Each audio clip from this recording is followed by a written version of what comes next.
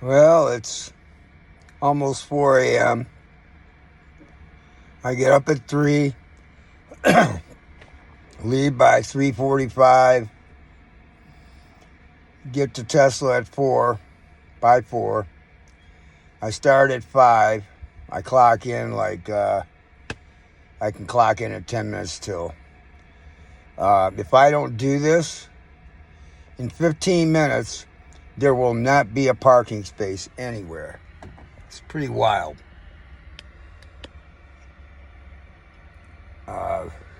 But I'm working a pretty cool schedule now for all this time. I mean, I started December 13th, 2021, and I've been living on, working 12-hour days, sometimes 6 and 7 days a week. And it's that tears you up, man. I'm going to tell you what, it tears me up anyway. But I kept up. I take about 30 different now I'm starting to put on some weight. I'm only working 10-hour days, 5 days a week. They had me on what they call a 3-4 schedule, 4-3 schedule. You work 4 days on, 12 hours for 4 days in a row. Then you get 4 days off.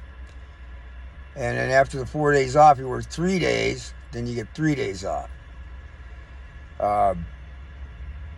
It's a terrible schedule. I mean, the first day, either from the 4 or the 3, you end up laying there, recuperating, because it tears you up. I have a scooter here. Probably can't see it much now.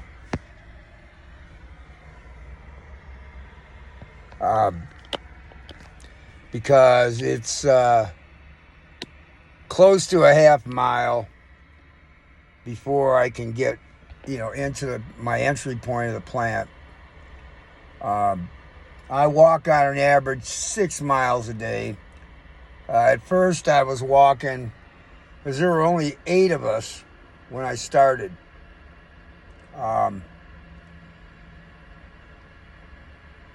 And our tool crib had hardly anything in it. And it was on the opposite side of the plant that we were doing most of the work on. It was tough. It was really tough, man. But I was excited, too, because of the money I was making. At 65 years old, I hadn't made the kind of money I'm making now. And they treated me fairly, as far as wages go. You get a review here every 6 months. They review your performance.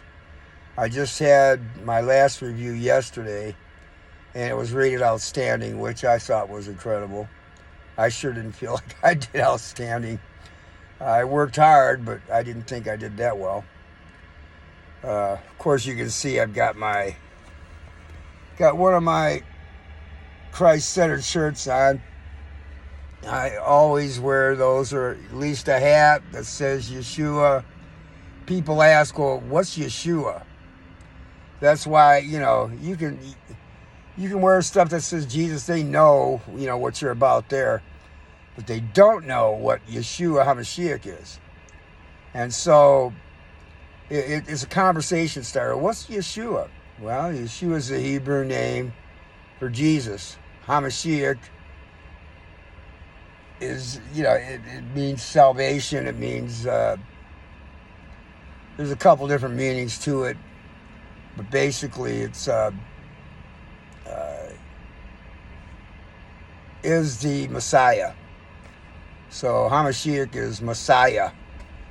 So Jesus is the Messiah. And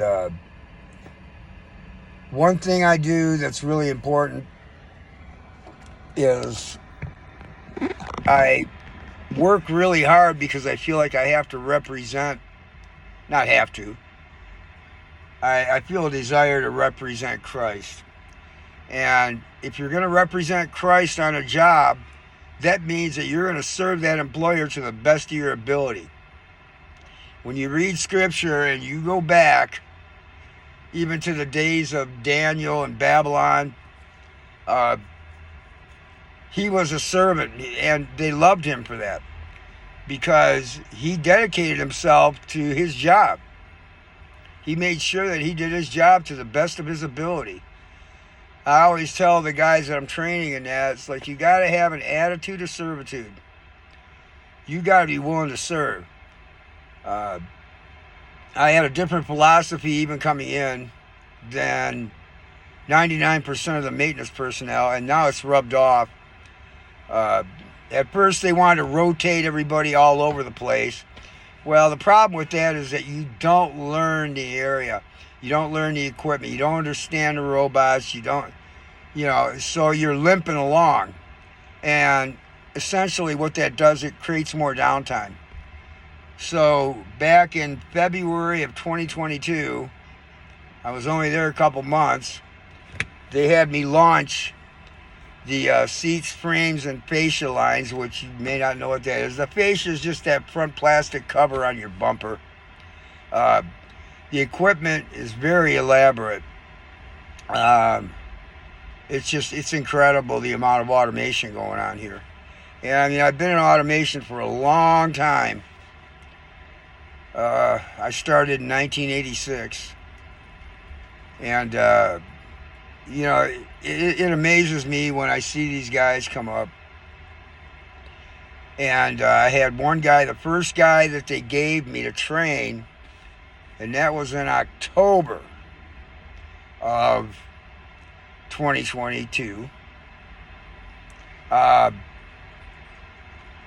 First thing he says to me is, I'm way overqualified for this. I said, oh, you are? That's kind of ironic because I'm underqualified. There's a lot to know. And if you think you've got all the answers, you're going to find out real quick how much you don't know. And, you have to be humble. You have to realize that this stuff is put together by... Some of it's even put together by artificial intelligence, believe it or not. Some of the sequencing in that is done by artificial intelligence. The equipment is constantly changing. And the way we do things constantly changes.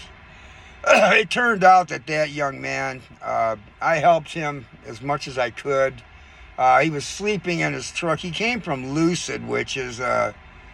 I don't think they're going to make it, but they made electric trucks.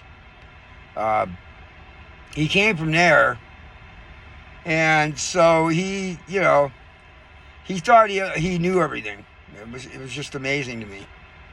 But he's sleeping in his truck here at the plant, in the parking lot. So I helped him, get his act together with an apartment. I loaned him a couple $100 because he had no money. Got him time off so he could get situated. Because, anybody that's doing this, I want them to be situated and, organized so that way they can be effective at what they're doing. It ended up one time, a couple times I got called at 2 in the morning, 3 in the morning. We've been down for 2 hours. We can't get it to run. I try and step them through it over the phone. Both times it didn't work. So I had to get dressed, come on in. And I came in at both times. The one time it was 5 minutes that I got everything up and running. The other time it took me about 15. There's so many stories there. But anyway, this young man, one time I came in a little early. I came in at 4 o'clock. And they didn't even know he was here. I had to hunt for him, and I found him on the second floor where So my robotic frames line was up there, as well as a lot of offline tooling. And he was tucked away into a cubbyhole watching YouTube videos. And I didn't train him like that. The way I trained him was, you get here before production, you walk your lines, you look at everything, you examine everything, you fire everything up, you make sure the robots are ready, you make sure that all the equipment's ready to go. You examine, any kind of problems, maybe a loose fastener. There's so many things involved, but you walk that line. Then after the line starts up, what you do is you walk that line. You talk to every operator. You talk to their leads. You talk to the area manager, and you make sure that, number one, they have everything they need, and number two, they know your presence. They know you're there, and you're there to make sure that they've got everything they need. That's a philosophy that works. So I ended up at Seats and Frames from February until March, April of 2023, when my launch was finished, where I had everything done. And they had started to hire people for me in October of 2022, because I was running my ass up. It was incredible. Fascia alone is 100 yards of equipment, conveyance, different cells, and it's a lot. And then I had all the equipment going on the second floor that I had launched. And when I say launch, that means that they put it in and I review everything, and then I have to buy off on it. And I have 3 different buy-offs. It's complicated, but I'm not going to get into all that. In fact, the last buy-off I did over there upstairs on the robotic frames line, I went to my boss with a laundry list of things that were wrong, that I didn't feel I wanted to sign off on. And I was told by my boss, by the engineering manager, that you have to buy off on it. We've got to make it, we've got to get it to run. I said, but it's got all these problems. I said, can I sign off and then put under my name under duress? He said, no, you can't do that. So I had a manual frames line that I had, really worked hard at downstairs, that had rework stations and all that, so that way very minimal scrap was created, and it actually outperformed the automated line. And I asked them, well, how long do I have the manual line available while we're, finally making this thing run? They gave me 2 weeks. That was absurd. And I said, well, why only 2 weeks? Well, we need the space. Keep in mind that this plant is 10 million plus square feet. That's just the main building. And there's plenty of areas that they could have done this in. What they needed that area for, and some of the equipment, was for the Cybertruck seats. And I fought with them, and they, to no avail. What would happen is we'd have all the operators upstairs running that line, and when it go down, it couldn't keep up. They'd send them downstairs to the manual line, because it was right by the line that takes those frames and builds the seats. So that was a back and forth thing the whole 2 weeks. Then after that, it was like, well, you're done, man.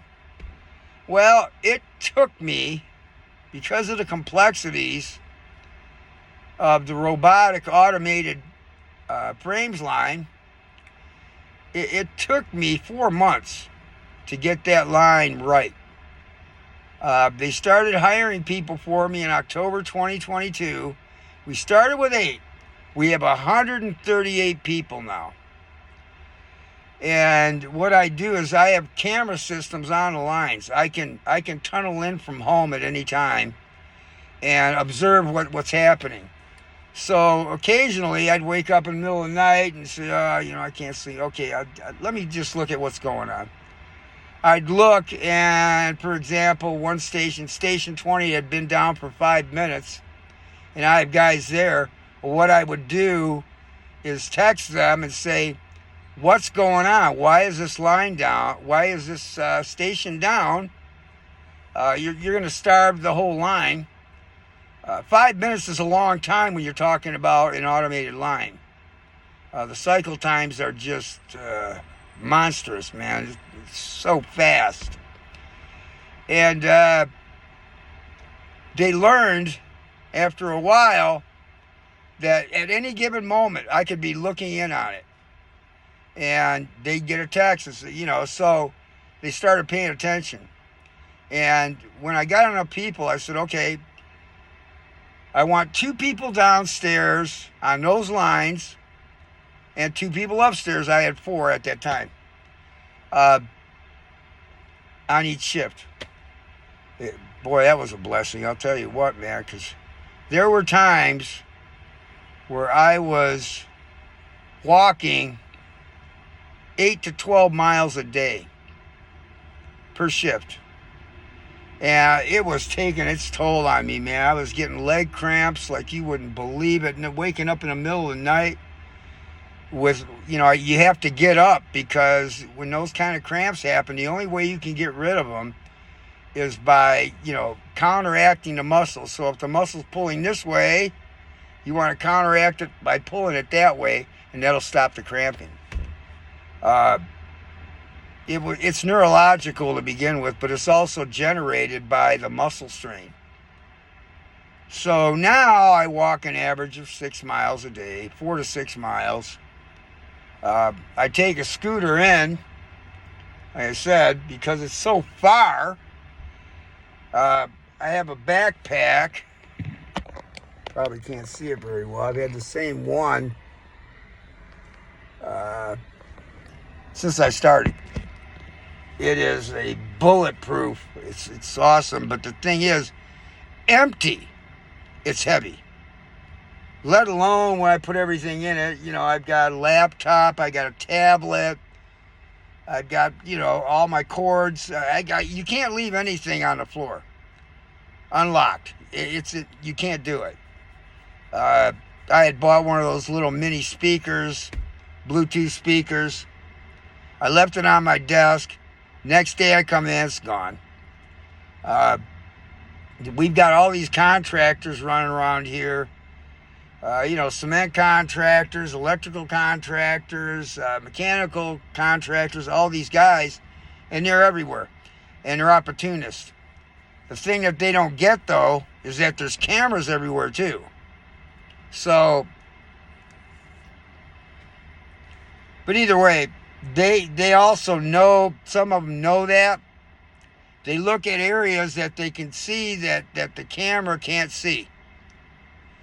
So, and I can go back in the histogram of the cameras. I can go back as far as 6 months. Both shifts, because they do it. Right now we're doing the operators. The way they've got it, it's really confusing. I'm not going to get into it, but basically, we're running 24/5.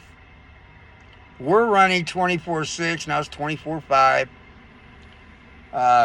September, they're going to shut down for 2 weeks, and boy, oh boy, do we got stuff going on, man.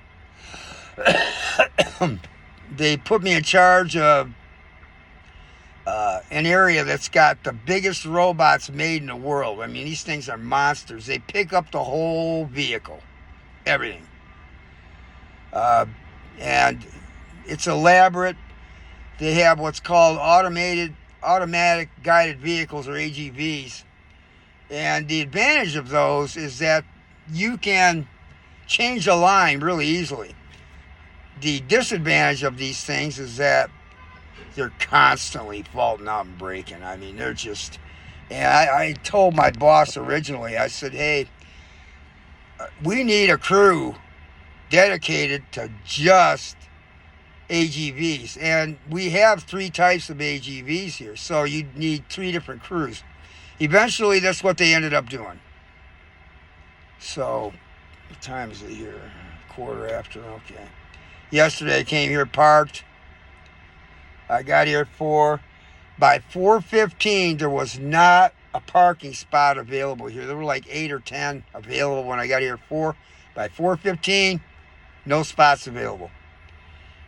If that occurs, you have to go 3/4 of a mile away in another parking lot, and they have shuttles running constantly that take you to the plant, drop you off where you need to be. Then at the end of the day, you wait for those shuttles, and they take you back to the area that you parked.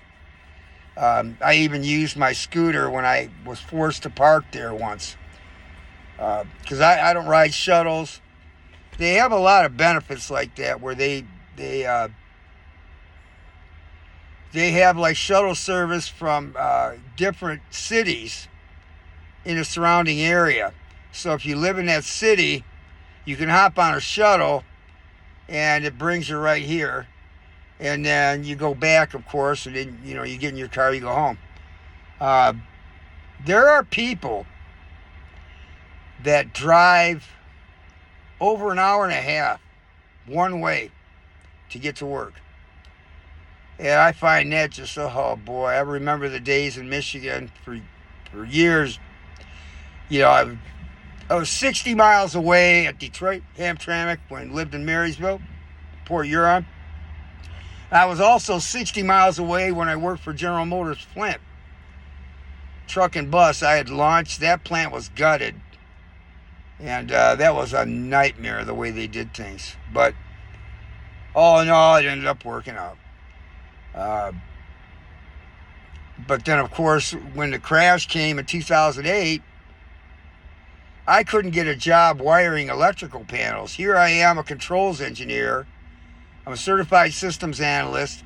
I've got my Microsoft Certified Systems Engineering certificate. I had numerous computer repair certificates in that. So I opened up a computer repair facility, a little one. My buddy talked me into it. And it didn't work out.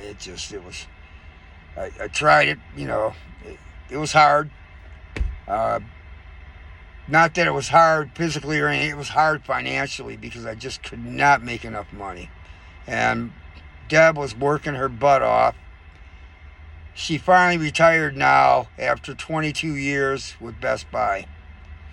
I'm nowhere near retirement. I'll be 66 this year in December. I plan on retiring probably at age 70, unless I'm raptured first, which that would be nice. Any day now, the Lord could come for his bride family. A lot of people don't understand that. You have to really study hard. I've been studying eschatology now for close to 7 years, and just deep diving everything. Because I wanted to understand, I was driven to understand, what does this really mean? And the thing that those 66 books in the Bible all point to Yeshua Christ. They all point to him in the middle. But the Bible interprets itself. All the different books in that, and all the different writers that didn't know each other is more of a testament. But God says, I am the Lord thy God. I declare the end from the beginning. That's what makes him God. That's the proof in the pudding. But you have to look into it. And there's so many supportive documents throughout history that support what the scripture said was going to happen, happened. Even, the beginning, what sparked the final end of days was May 13th, 1948, when Israel became a nation again. No other nation never has done that. That's not happened anywhere. And it was prophesied. And the very next day, of course, Israel was attacked. And they had nothing. They had no military. They had nothing. They had a couple tanks. They had a couple planes. And they were bombarded. And the Lord intervened, of course, and smoked the enemy. I mean, they didn't have a chance. Same thing happened in the 1967 war. Israel was attacked. And but by then, of course, they had weapons, and they had a standing army. Every male, and I don't know how that works with the females in that, but every male born ends up having to serve in the military at some point, whatever the age is. I'm not real familiar with that, so I'm not going to claim to understand it. Israel right now, currently, as of this date, is going through major turmoil because you have the left, which are they're totally anti-God, anti-Christ. They say, you've got to accept everybody's beliefs and all that other stuff. Okay, great.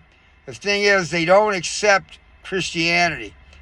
That's the one thing that totally ticks them off, and they're out to get you. It's just amazing. And I've even had discrimination here at some point with the guy that they hired as a manager. I came to find out later on, why did this guy paint a target on my back? Because I made more money than he did. That's pathetic. And he pulled me in front of Human Resources twice, and each time I embarrassed him. It was so absurd. Sometime I'll make a video on what happened there and that, but it was also comical. It turns out now both the HR person that was responsible for all of General Assembly and him, they're both gone. He did so many bad things, and I warned him. I said, you've got to talk to people with respect, dignity, honor. I don't care. You can't just walk up and say, hey, man, you got the wrong kind of glasses on her. Where's your safety glasses? That's not how you approach that. And I told him, I said, you're making a lot of enemies, bro. You need to, back off. Of course, the guy never responded because he couldn't stand me anyway, even though he didn't know me. He didn't last very long. People that come in here thinking they're going to change the way things work, it don't work like that. They've got protocols in place. They evolve and change as time goes on. But you don't come in here saying, well, I'm going to do this, I'm going to do that. And if it's outside of the protocols, guess what? You ain't going to make it. So first he got demoted. Then he was a paper pusher at that point. Then the next thing I know, he was gone. And the HR woman, she was arrogant. And a lot of people don't understand, HR is not here to help you as an employee. They are here representing the employer. That's what they're hired for.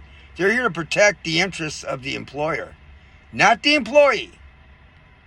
So, people have a misconception of what HR really is.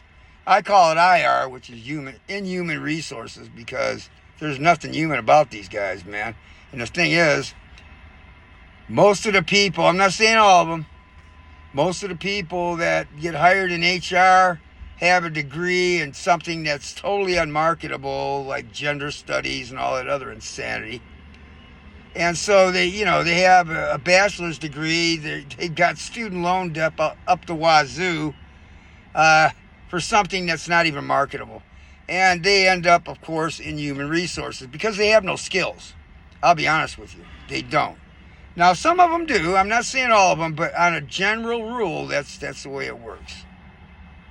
It's getting on 4:30, so that's going to be the end of this video. I can't believe I talked for 30 minutes just now. Have a blessed day. I'll be updating this periodically. I got to get on my bad motor scooter and ride. It only goes like 19 miles an hour. It's an electric scooter. One of the best investments we made, man, because that thing takes so much, such a load off my back. My backpack weighs right around 35 pounds. And when you have that on your back and you're walking long distances, man, especially with my back, but I can't ride my scooter in the plant, of course. So, once I hit the doors and I'm inside, I just push it to where I'm, my office area. I have a desk, and what they've done now is they've learned you place key people in certain areas that are problematic, let them get acclimated. Once they understand that line fully, then you give them people to train. So I was the first person that actually, I went to my boss and said, hey, the only way I'm going to be effective here, and we only had one shift, but this 4-3 schedule would screw them all up because nobody understood these lines. And as they hired people, still nobody understood the lines. So when they go down, they call for help. Somebody come over there, and they didn't know what to do. They'd limp through it and try and figure it out. So, what I did is I said, hey, boss, I've got to work the manufacturing schedule to be effective. He said, well, do you want to do that? I said, well, I don't want to. But in order for me to be effective, there really isn't much choice. And I said, it's up to you. I mean, if you want to keep doing it this way, but what you're going to see happen is people that are unknowledgeable about this equipment are going to come and try and fix it. I come back. One time I came back and a guy made so many adjustments on a piece of equipment, it took me all day to get it back to where it was. So I put a sign up in the area and said, if you make any changes to this equipment while I'm not here, of course, that's when they do it, plan on being here the next production day on startup. Because every time they did that, it screwed it all up. Because it's not their fault. They didn't understand. They did the best they could. So now the protocols have changed. Now they're parking people to learn an area. I told them, you need at least, depending on the complexities of the line and the knowledge of the person, you need at least 2 weeks. At least. Preferably a month that they work that system. They get it down so well, they can train other people. Then you move them to another problem area, which is what they did with me recently. I was burned out on seats, frames, and fascia. They still come to me for different things there. But I'm on the opposite side of General Assembly. I'm dealing with the build of the headliners and the instrument panels. Both systems are, again, pretty complicated. But anyway, Steve out.